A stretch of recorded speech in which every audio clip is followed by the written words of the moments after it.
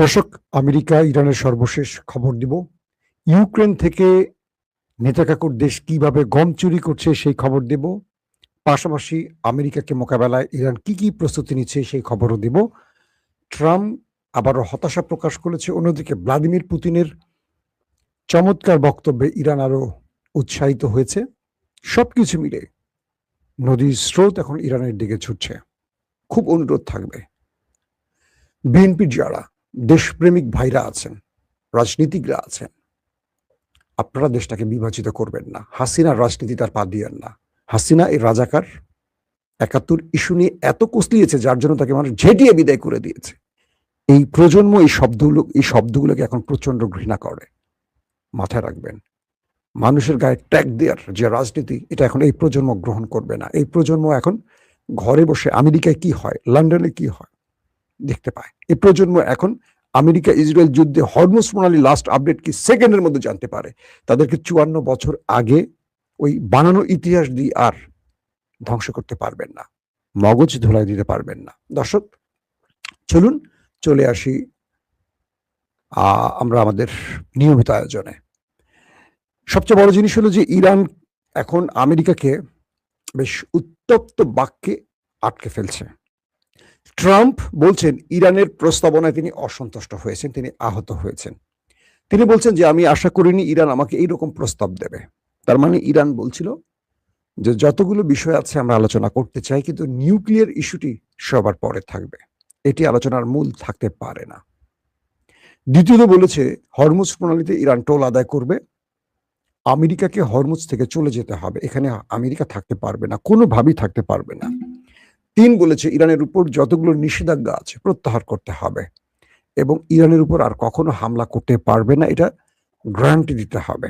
মন চাইবে আর আক্রমণ করবে, এরকম অনেকগুলো শর্ত ইরান, পাকিস্তান এবং রাশিয়ার মাধ্যমে আমেরিকাকে পৌঁছে দিয়েছিল।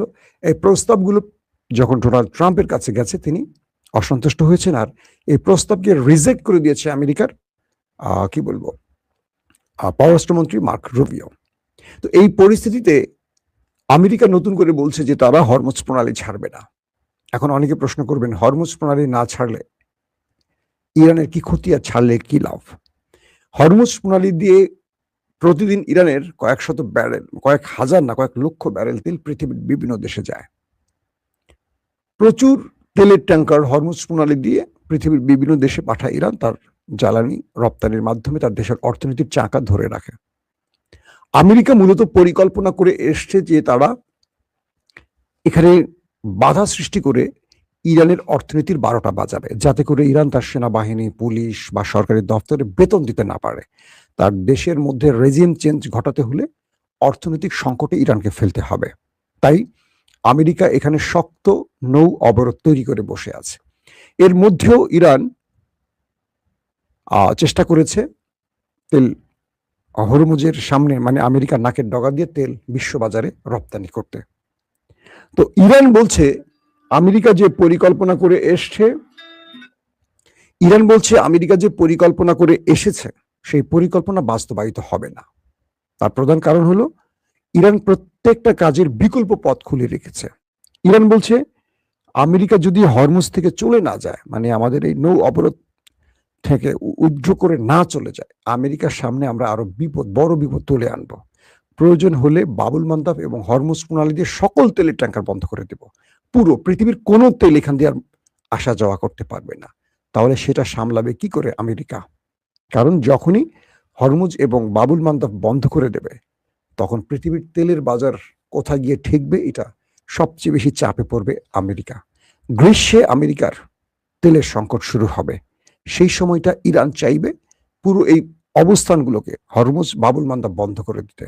অর্থাৎ যদি আমেরিকা এই মুহূর্তে এই অঞ্চল ছেড়ে না যায়, তাহলে আমেরিকার জন্য আরো কয়েক ধাপে কার্ড তৈরি করে রেখেছে ইরান। ইরান বলছে আমেরিকাকে আমরা সময় দিচ্ছি, সুযোগ দিচ্ছি এবং পথ বলে দিচ্ছি, তোমরা এখান থেকে চলে যাও।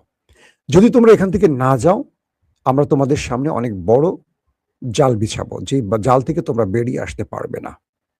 নাম্বার 2, পাশাপাশি ইরান আজকে বলছে, গতকালকে ইরান বলছে যে যদি আমাদের কোনো স্ট্রাকচারে, সম্পদে, আমাদের তেলকূপে, গ্যাস কেন্দ্রে কোনো হামলা হয়, তাহলে গালফ কান্ট্রি এবং ইসরায়েলের এই কেন্দ্রগুলোতে আমরা 7 থেকে 10 গুণ আক্রমণ করব।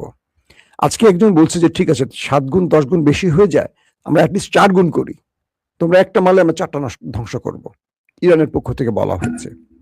এবং ইরান বলছে যে যদি ইরানের মধ্যে শত্রু চিন্তা করে বড় ধরনের কোনো ক্ষয়ক্ষতি করবে, তাহলে আমেরিকাকে প্রস্তুতি রাখতে হবে, এর চেয়ে বড় মাসুল তাদের জন্য আসবে। এখন আমেরিকা বেছে নেয় কোন পথে তারা হাঁটবে। দর্শক, এই পরিস্থিতির মধ্যে রাশিয়া থেকে বিশেষ বার্তা পেয়েছে ইরান, এবং এই বক্তব্যটি এখন পৃথিবীর সকল গণমাধ্যমে বড় ফ্রেমে প্রচার হচ্ছে। এবং রাশিয়া থেকে যে আশ্বাস পেয়েছে যে ইরানের পাশে রাশিয়া থাকবে, সব রকম সহযোগিতা করবে, এরপরে ডোনাল্ড ট্রাম্পের নেক্সট কোনো বার্তা এখনো আসেনি। তার মানে এটা বলা যাচ্ছে চীন এবং রাশিয়া ইরানের পাশ থেকে যাচ্ছে না, এটা স্পষ্ট হয়ে গেছে আজকের বক্তব্যের মাধ্যমে। এখন এই মধ্যপ্রাচ্য আসলে কন্ট্রোলটা কার হাতে, বা মধ্যপ্রাচ্যের মোড়লটাকে? এই মুহূর্তে কার্যত মনে হচ্ছে মধ্যপ্রাচ্য কন্ট্রোল করছে পুরো ইরান। কারণ আরব রাষ্ট্রগুলো কখনো ইরানের ছাতার নিচে আসতে চাচ্ছে, কখনো আমেরিকার ছাতার নিচে থাকছে। আরব রাষ্ট্রগুলো চীন রাশিয়াকে বলছে যদি তোমরা এই অঞ্চলের দায়িত্ব নাও তাহলে আমরা তোমাদের সাথে আলোচনা করতে চাই। অর্থাৎ ইরানও চায় আরবরা যেন চীন রাশিয়ার ছায়া চলে যায় আমেরিকা থেকে। আবার ইরানের টার্গেট হলো যে কোনো ভাবে এখান থেকে আমেরিকাকে তাড়াতে পারলেই মধ্যপ্রাচ্য ইরানের কন্ট্রোলে চলে যাবে, ইসরায়েল একা হয়ে পড়বে। কারণ ইসরায়েলকে রক্ষার জন্যই মধ্যপ্রাচ্যে আমেরিকা এতগুলো ঘাঁটি গড়ে বসে আছে। তো এই ক্ষেত্রগুলোতে এখন মনে হচ্ছে আমেরিকার চলে যাওয়ার সময় এসেছে। কারণ আমেরিকাকে আরবরা যে চোখে এতদিন দেখেছে বাঘে বা সিংহের চোখে, এখন দেখছে তারা ভেড়ার চোখে, যারা ইরানের হাত থেকে নিজেকে রক্ষা করতে পারেনি। এখন আরবরা ভেতরে ভেতরে তাদের পার্টনার খুঁজতেছে, চীন রাশিয়ার সাথে আলোচনা করছে ইরানকে বোঝাতে। আবার ইরান আরবদের বলছে তোমরা আমাকে ভাই মনে করতে পারো, আমাকে শত্রু ভেবো না, আমি তোমাদের জন্য আগ্রাসী নই, দখলদার নই, আমি হামলাকারী নই। ইরান তার মাতৃভূমি বা তার ভূখণ্ড থেকে 1 ইঞ্চি মাটি অতিরিক্ত কখনো দখল করেনি, করবে না, তোমরা নিশ্চিন্তে থাকো। কিন্তু আরবরা বিশ্বাস করতে পারছে না। তো সবকিছু মিলে এই মুহূর্তে লড়াইটা এমন একটি জায়গায় তৈরি হয়েছে যে আরবে মধ্যপ্রাচ্যের মোড়ল কে থাকবে এটা নির্ধারণের খেলা শুরু হয়ে গেছে। না আমেরিকা ছাড় দিচ্ছে, না ইরান ছাড় দিচ্ছে, শেষ পর্যন্ত আসলে মধ্যপ্রাচ্যের মোড়ল হবে ডাকে। দর্শক, এই খবরটা জানাবো আজ রাতের খবরে। প্রত্যেকে ভালো থাকবেন। আল্লাহ হাফিজ।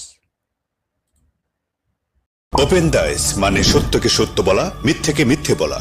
আমরা শোনা কথা নয়, চোখে যা দেখি তাই বলি।